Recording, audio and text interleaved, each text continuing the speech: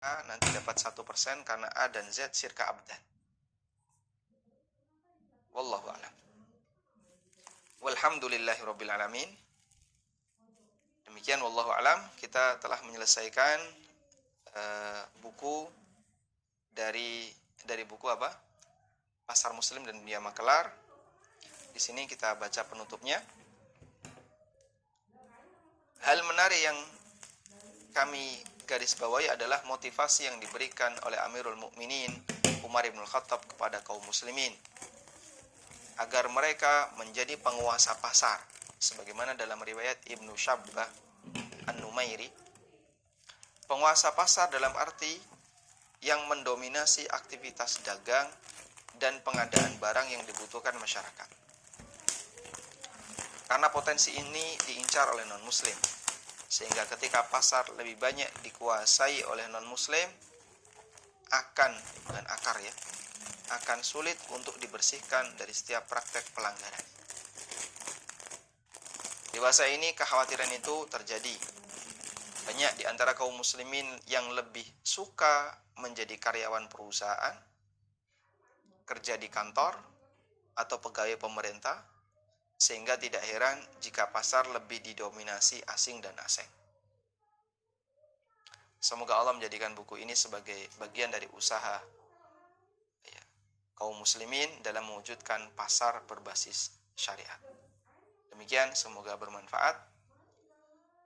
Dan jazakumullah khairan telah ikut mendukung ANB Channel dalam kajian bedah buku yang kami selenggarakan. Dan insya Allah untuk kajian berikutnya nanti kita akan bedah buku dengan judul, terbaca nggak ini? Ada Orang Utang. Dan buku ini akan membahas tentang serba-serbi utang dan fikih seputar masalah utang piutang. Baik, semoga Allah memberikan manfaat dari setiap kegiatan yang kita lakukan. Wassallallahu ala nabiyyina Muhammadin wa ala alihi wa sahbihi wasallam.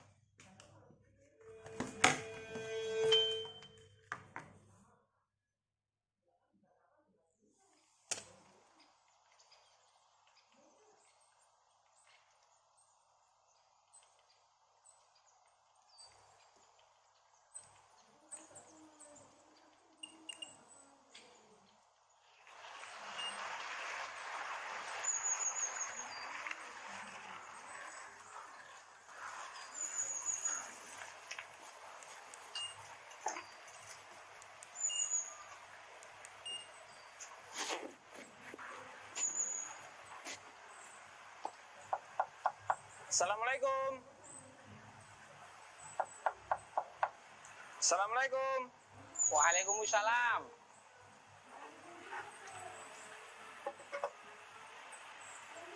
Alah, yang mene kok moro ki arep ngopo? Anake utang lah. Ora percaya men to. Tak bayar. Ning aja saiki. Aku lagi ra ndek tenan. Mora-moro nagih hae lho. Aku arep iki to. Apa iki? Wis yo, assalamualaikum. Waalaikumsalam.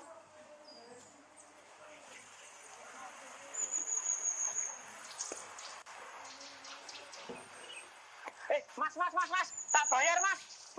Tak bayar, Mas. Mas.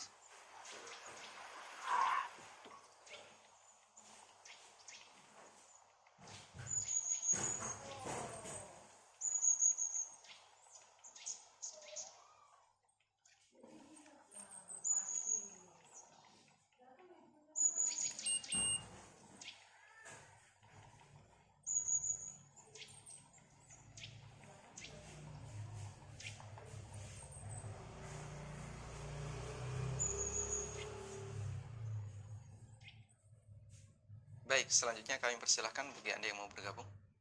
Silakan. Assalamualaikum, Ustaz. Waalaikumsalam warahmatullahi wabarakatuh. Maaf, Ustaz, mau izin bertanya tentang memperingati hari-hari besar dalam agama Islam. Jadi begini, Ustaz. Ada seseorang, dia itu menjadi ketua takmir masjid.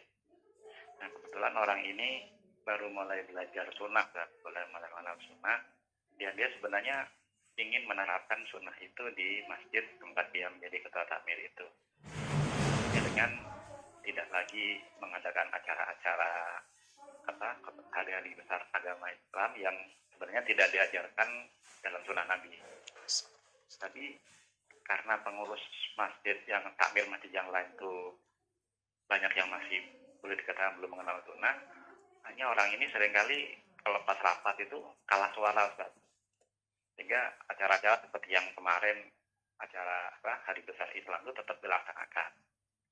Nah, pertanyaan pertama, Ustaz, sebenarnya kalau memperingati seperti itu hari Muharram, Maulid Nabi dan sebagainya itu hukumnya sebenarnya hanya dilarang saja, hanya tidak dilarang saja, atau sampai pada tahapan berdosa kalau melakukannya, Ustaz?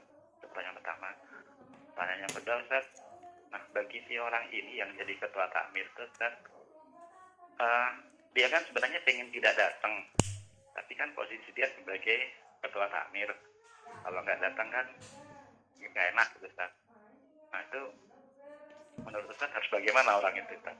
Masya Allah. Apakah dia harus mengundurkan diri saja sebagai ketua takmir sehingga dia tidak bisa lebih mudah untuk tidak datang kalau ada acara seperti itu, atau bagaimana, Ustaz? Baik. Itu saja, Ustaz, pertanyaan, Ustaz. Terima kasih, Ustaz. Assalamualaikum warahmatullahi wabarakatuh. Waalaikumsalam warahmatullahi wabarakatuh. Nah, tayyib. Jadi memang ini termasuk di antara masalah cukup serius di masyarakat ya. Dan terjadinya perbedaan di antara masyarakat terkait peringatan-peringatan ini tidak hanya di tengah mereka yang kenal sunnah dan yang tidak kenal sunnah. Bahkan termasuk sudah terjadi di masa silam. Ketika ada perbedaan antara dua ormas, antara ormas A dengan ormas B. Saya masih ingat ketika saya di masa SD, SMP, SMA, di ormas A mengadakan peringatan, di ormas B tokohnya tidak mau mengadakan peringatan. Sehingga sekali lagi perbedaan ini tidak hanya terjadi di antara yang sudah ngaji kenal sunnah dengan yang belum kenal sunnah. Jadi kalau saya boleh nyebut nama, Muhammadiyah di tempat kami di Lamongan itu sama sekali nggak mengadakan peringatan. Mau maulid, hari raya, kemudian apa lagi? Tahun baru Islam, Isra Mi'raj maupun yang lainnya, tanpa ada peringatan sama sekali. Bahkan seingat saya, sekolah saya itu masuk pada saat tanggal merah Isra Mi'raj masuk, tanggal merah Maulid masuk. Saya sekolah di Muhammadiyah dulu ya, di SMA Muhammadiyah masuk, jadi nggak ada libur. Sementara di ormas yang satunya, lembaga pendidikan yang satunya Ma'arif, mengadakan peringatan, libur, kemudian ada peringatan. Sehingga khilaf ini, perbedaan ini sudah lama ada di Indonesia, dan itu tidak hanya terjadi antara yang sudah ngaji dengan yang belum ngaji. Baik, selanjutnya kita berbicara, itu realita yang ada di masyarakat ya. Selanjutnya kita berbicara, sikap apa yang perlu kita lakukan.